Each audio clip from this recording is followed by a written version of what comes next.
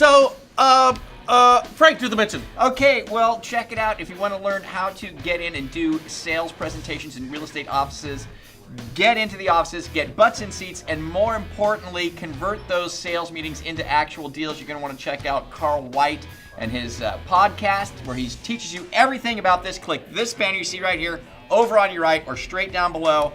Good stuff.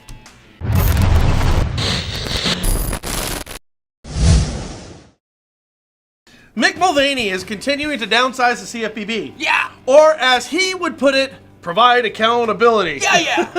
It's kind of the same thing. Right. He's downsizing, right? But it's providing accountability for the money that we're spending. Good. Or, as always reasonable Representative Maxine Waters on the Brain would put it, deeply concerning, which is what she said about this. No, Frank, seriously, I want you guys to think about this.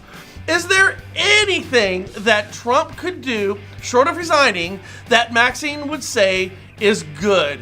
Or is she just so darn partisan that it's all bad all the time? What do you think, Frank? I think it's going to be all bad all the time for her. And one of the things he's doing is relocate the CFPB's Office of Students and Young Consumers and fold it into the Office of Financial Education. So, wrapping some things up here. Well, number one, I didn't know the CFPB had an Office of Students and Young Consumers. Did you? No, right. And I wonder how old you have to be to get out of juvenile consumer protection. That's a good point. I mean, is it like smoking, 18, drinking, 21, or renting a car, 25, or maybe older? I don't know. I have no idea. That's a very good question.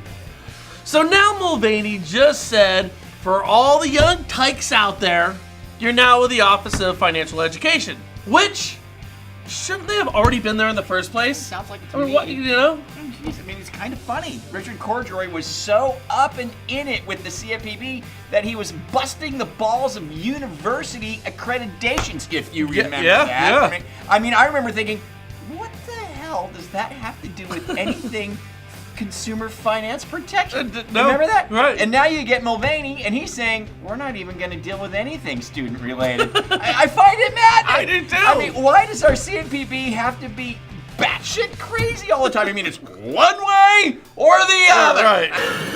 Here's Johnny. I mean, we've seen only the two extremes. Yeah, Right. Isn't that really the definition of 21st century politics? Pretty much. Can't have middle ground, just batshit crazy one way or the other. Can't we just get a normal person, not someone hell-bent of exceeding or destroying the Bureau and Director's authority? Is that too much to ask? Well, it has been too much to ask for up until this point, but maybe not, because it's widely believed that the National Credit Union Administration Chairman, his name is Mark McWaters, will be the next director of said CFPB. Sometime midsummer, guys. Wow. Now, he gets appointed. The question we have, Mr. McWaters, are you, sir, batshit crazy?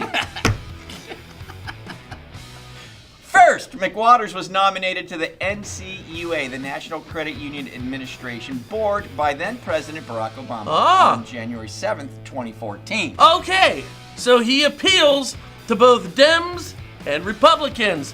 That's a good sign for not being batshit crazy. Carry on. Okay, so McWaters then has received a BBA from Texas Christian University and an MBA from Michigan State University, a JD degree from the University of Texas School of Law, an LLM from Columbia School of Law, and an LLM from the New York University School of Law. Wow. McWaters is also a certified public accountant in Texas. That's kind of a throw-in, isn't it? And I'll do your taxes. He's a lawyer here and here and here and has this and that. Oh, and an accountant too. And I'll do your taxes. It should say, like, and a great father and husband to boot.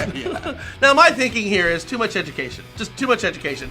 However, there's lots of Texas and Christian in what you just said in those degrees, which means he's probably conservative, which isn't necessarily the batshit crazy thing. Frank, carry on. Right. Okay, so what he's known for at the NCUA is Executive Order 13781, and that's to improve efficiencies and transparency, meaning tighten the budget and share actions with Congress to show what they're doing. Now, if the government is known for one thing, it would indeed be waste. Right. I think we would all agree with that. Right. So, working to reduce waste should be viewed as a good thing. Okay, appointed by a Democrat. Now we got Trump, a Republican, who's nominating him here. It's a good sign. Lots of education, probably a little conservative, trying to create transparency. Right. Okay, so hopefully, unlike Mulvaney, maybe when an infraction occurs, he's going to act on it. Maybe not like as much as Cordroy, and he's not going to try to wipe the bureau out. You know, Frank, I'm going to tell you right now, I think there's a good chance that Mr. McWaters might not be batshit crazy.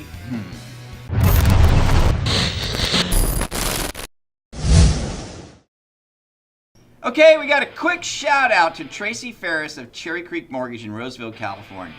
Brian, take it away. Okay, so I was checking out Yelp events because Yelp events always have these cool and totally outside of the box things that you can go ahead and do. And I use Yelp. Frank uses Yelp. In fact, this is your idea. We use Yelp in part of our marketing strategies for loan officers and real estate agents. Share things that are interesting outside of what you do for a living. Sure. So I ran across this, the Wine, Cheese, and Keys Please Home Buyers class. And I thought, what a great take on Wow. first-time home buyer seminars. That's pretty cool. Isn't it so cool? It's in a Yelp event. You're going to be drinking a little wine, tasting a little cheese, and talking about buying some homes. Yeah, and plus, Frank, she had a really great description that says, a free class designed to help prepare buyers for their first home purchase and those getting back into the market after a foreclosure, short sale, and bankruptcy. This class is packed full of tips, resources, and strategies designed to help home buyers get qualified in today's complex real estate market. So, I mean, seriously, Frank, think about this. There's so many people who like foreclosed on back in 2008 who have no idea that they could buy a house. So the cool thing is she's taking something boring and kind of scary, right? That proposition, and she's taking that class and she's making it fun. Interesting. Great marketing, Tracy Ferris from Cherry Creek Mortgage. We need more like you. And we tell this to everybody else because use this for inspiration to really start to manufacture buyers and sellers. Yeah, great stuff. You guys have a great day. Let us know your thoughts down below. Forward, share, and subscribe. We'll catch you later here at the National Real Estate Post. And don't be batshit crazy.